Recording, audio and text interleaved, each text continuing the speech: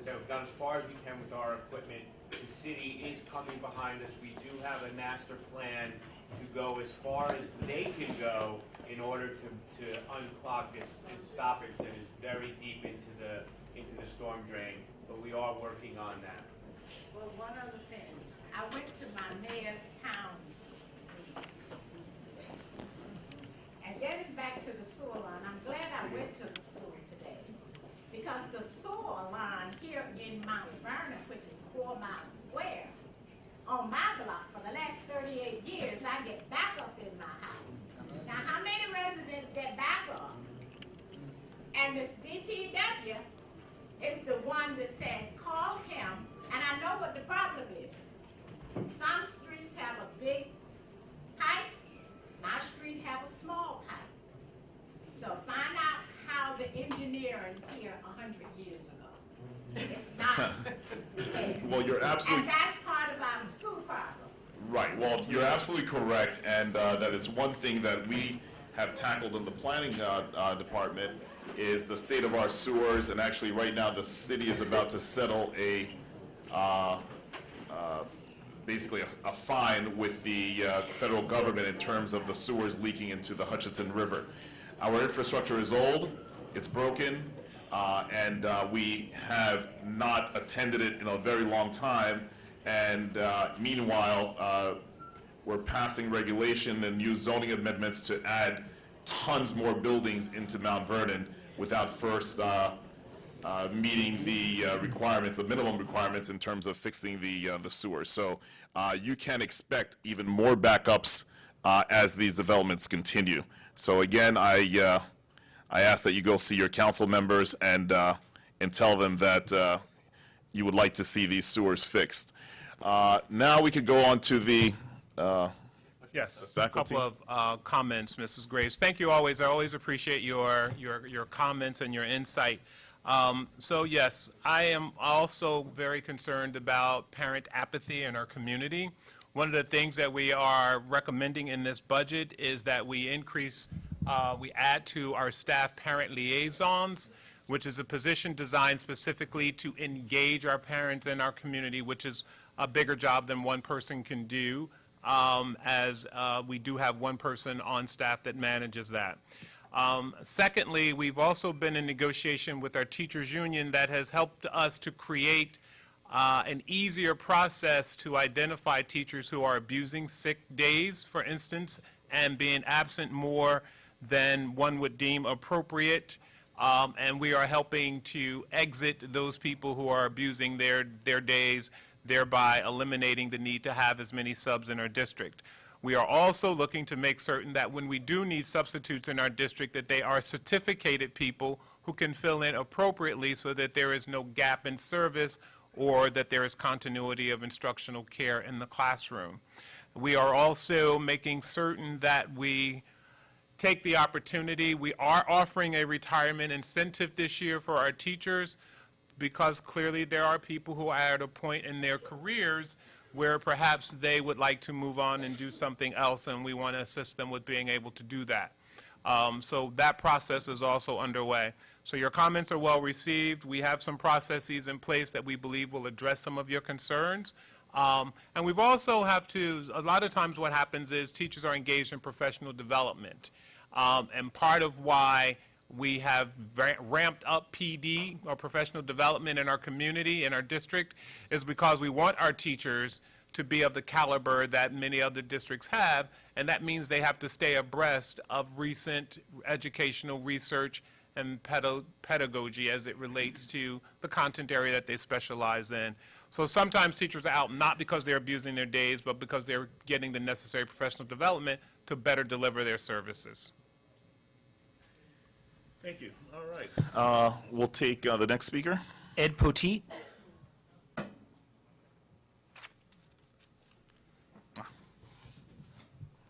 Welcome. Thank you. Good evening, everyone. Good evening. My name is Ed Poteet, and as some of you may know, I am running to be a school trustee member for next year. As some of you may also, thank you. As some of you may also know, that I'm running on the slate with Omar McDowell. And over the past couple of months, I've gotten to know Omar and his family. And I can tell you, Omar is a decent person.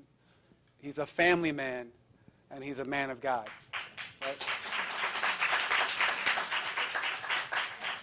And that's important.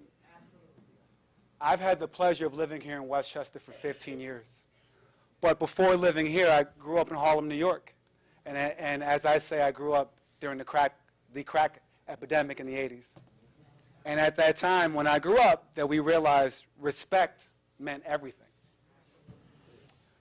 So what would you do if someone disrespected you or your family or your kids? Now, as a man, you may have the option to turn the other cheek. But when it comes to your family and your child, as a man, what do you do? I can tell you that I have a wife who lives here in Mount Vernon, from Mount Vernon, and a 2-year-old child. If someone disrespected them, I can tell you what I would do. Now, violence is never good, but neither is cyberbullying, and neither is disrespect.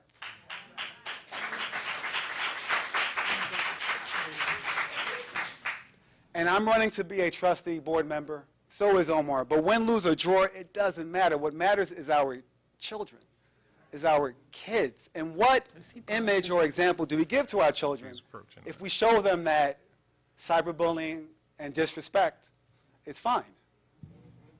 So I would ask that let's put all this to the side. We have real issues that we have to deal with. Let's deal with those real issues. Thank you. Thank you.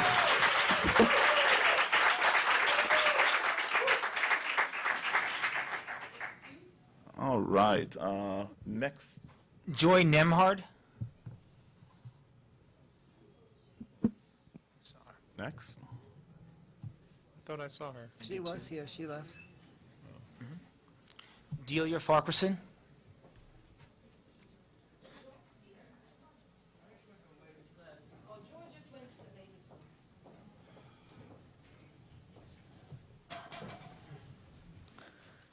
Good evening to the board trustees and to the community. I'm Delia Farquharson, and I must echo what Ed Poteet just said, and that is, if we abhor physical violence, we should just as vehemently abhor emotional violence. Cyberbullying is never right, and so we must stand up as a community and not be bullied by those among us who do not respect or appreciate our values. We will not tolerate it. And I must, for the record, say that Trustee McDowell was not arrested. He was issued a violation, and so let the record show that Trustee McDowell was not arrested.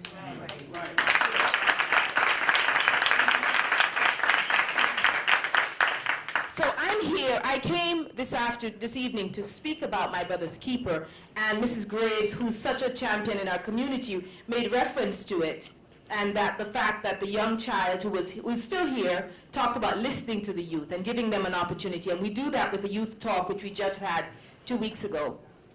So I have your phone number, ma'am, I will be calling you. But I've decided instead to speak on another matter. And I made reference to it the last time I was here, and that is that this is a board of 9. And that as a board of 9, no one person has any more authority than the other. As a former school board trustee myself, I know that well.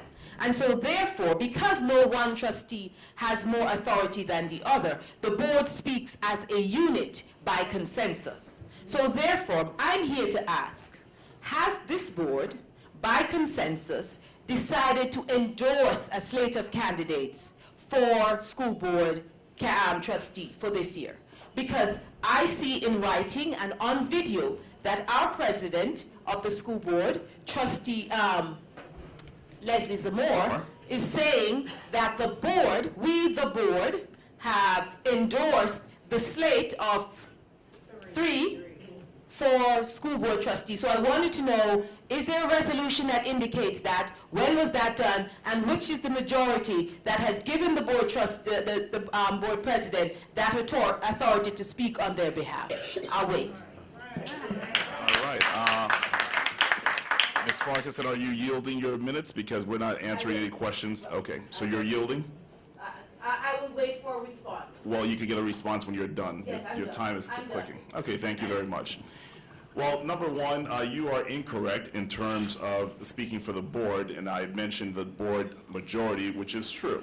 And that board majority being myself, being Trustee Jaros, Trustee White, Trustee Saunders, and Trustee Ning. So that is 5, and it is the majority. Take it as you will. Now, I have been, hold on, I'm speaking. That's not a matter that was before the board.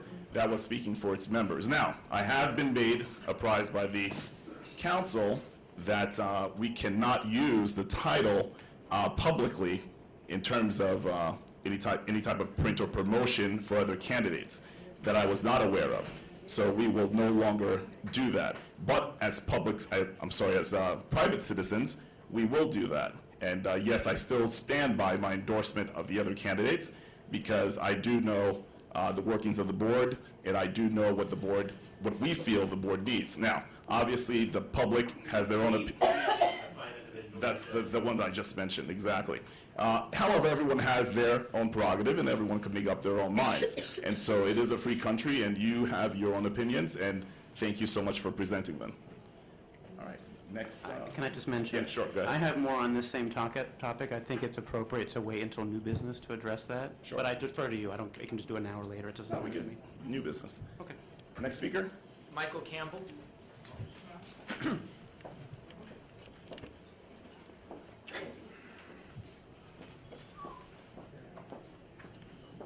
Welcome. How you guys doing today?